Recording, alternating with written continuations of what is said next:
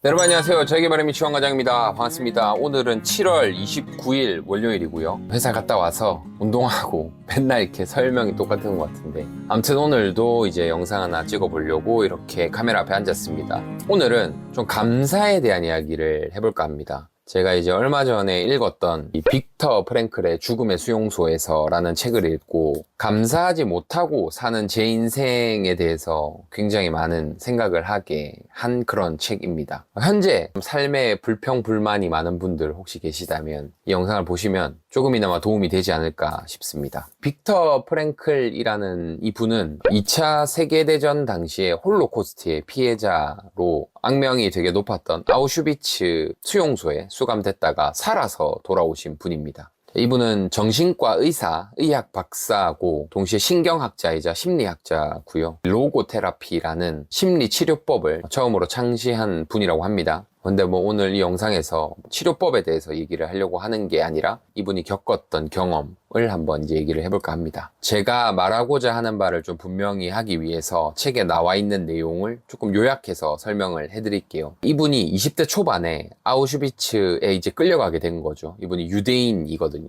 처음에 이 수용소에 도착하자마자 이 나치 장교가 사람을 두 분류로 나눴다고 해요. 뭐 오른쪽, 왼쪽. 그리고 여기에 도착한 사람의 90%가 가스실로 보내졌다고 합니다. 여러분 많이 들어보셨겠지만 목욕탕이라고 속이고 이 유대인들을 집어넣고 가스를 주입해서 이제 대량 학살을 했던 그 사건입니다. 근데 이렇게 가스실로 보낸 게 뭐 일회성으로 이 한 번만 이루어졌던 게 아니라 이 수용소에서 매일매일 이루어졌던 일이라고 해요. 예를 들어서 어떤 사람이 좀 아파 보이거나 어떤 노동을 하기 힘들어 보이면 여지없이 가스실로 보내졌다고 하죠. 그러니까 이분은 매일매일 매 순간 자기가 가스실로 보내져서 죽을 수도 있다는 그런 상황에서 매일매일을 살아가셨던 거죠. 여러분 이렇게 상상이나 되시나요? 그리고 2.5m 폭에 9명이 다 같이 잤다고 해요. 담요는 딱 2개만 줬다고 합니다. 이분이 수용소로 갔던 때가 11월으로 알고 있습니다. 얼마나 추웠겠어요.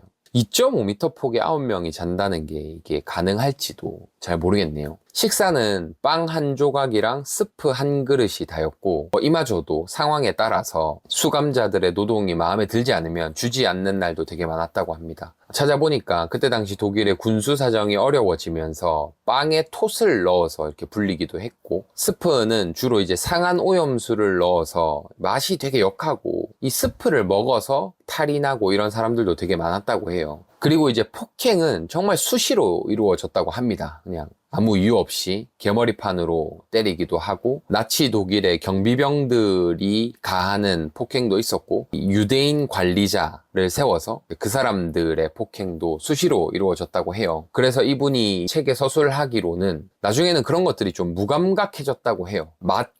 누군가가 죽고 이런 것들을 보는 것들이 너무 자연스럽게 됐다고 합니다. 모든 사람들은 살가죽이 뼈에 붙은 모습이었고 부종 때문에 다리가 부어서 군화에 발을 아침마다 이제 우겨놓고 그 작업을 나갔다고 합니다. 모든 사람들이 발을 신발에 넣을 때마다 아침마다 막 신음소리로 이렇게 가득 찼다고 합니다. 이게 이 작가가 이 책을 통해서 서술하고 있는 수용소의 내용입니다. 여러분 저는 그냥 이렇게 책에서만 읽은 내용을 여러분들께 또 그것도 되게 간단하게 제 입을 빌어서 이렇게 말씀을 드리는 겁니다. 여기까지만 듣고 여러분은 좀 어떠세요? 여러분이 이런 상황에 처해 있다면 어떨 것 같으신가요? 저는 이 이야기를 읽고 제가 군대에 있을 때가 생각이 났습니다. 왜냐하면 저는 살아오면서 이런 상황과 유사한 곳에 있어 본 적이 없죠. 그나마 조금이라도 내 삶에서 어려웠던 때는 언제였지 생각을 해보니까 군대더라고요. 제 개인적인 삶을 반추해보면 저도 군대에 있을 때 참 힘들었거든요. 훈련소에 있을 때. 그때도 이게 자유를 억압받고 먹고 싶은 거 못 먹고 그렇게 하니까. 근데 여러분 군대는 어때요? 생명이 보장이 돼 있잖아요. 물론 군대에서 전쟁이 나면 뭐 생명이 보장이 안 되겠지만 그리고 군대 안에도 나름의 자유가 있죠. 특히나 실무에 가면 내가 먹고 싶은 것도 PX에서 사 먹을 수 있고 휴가도 나갈 수 있고 그럼에도 참 제 삶에서 되게 힘들었단 말이죠. 군대에 있을 때 내가 완전한 자유를 행사하지 못한다는 것 자체가. 그런데 그것과는 비교가 안 되는 상황이죠. 매일매일 내가 언제 죽을지 모르는 그런 상황이었다면 나는 어땠을까?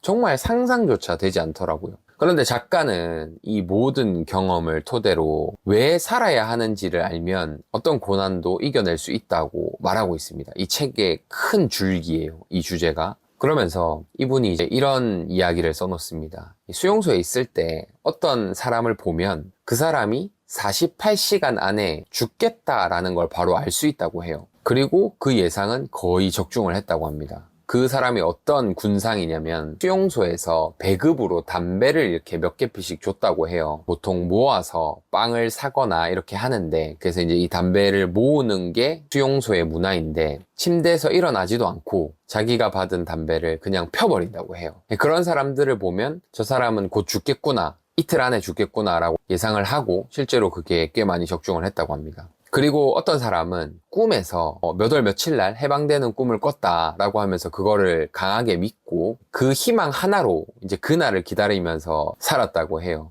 근데 그날이 왔을 때도 아무 일도 일어나지 않았고 이 사람은 그 다음날 죽었다고 합니다. 이 두 사례가 얘기하는 건 뭘까요, 여러분? 본인이 왜 살아야 하는지를 아는 사람은 고난을 이겨낼 힘을 가지고 있었다는 거죠. 반면에 어차피 죽을 거야 라고 생각을 하고 희망을 놓는 순간 실제로 그 사람에게 죽음이 다가왔다고 하죠. 이 작가가 다시 살아나올 수 있었던 이유를 본인은 두 가지 정도로 이제 얘기를 하는데요. 첫 번째는 이분이 이제 책을 써야겠다라고 이 수용소에 들어오기 전부터 쓰고 있던 원고가 있었고 그거를 완성시켜야겠다는 목표가 굉장히 강했다고 해요. 그러니까 이분이 주장하는 것처럼 그게 이제 이분의 삶의 이유였던 거죠. 두 번째는 이 발길질을 막 이렇게 감시병들한테 받으면서 작업을 나가는 길에 이분이 머릿속으로 아내를 그리고 실제로 이 아내와 대화를 나눴다고 이렇게 기재를 하고 있거든요.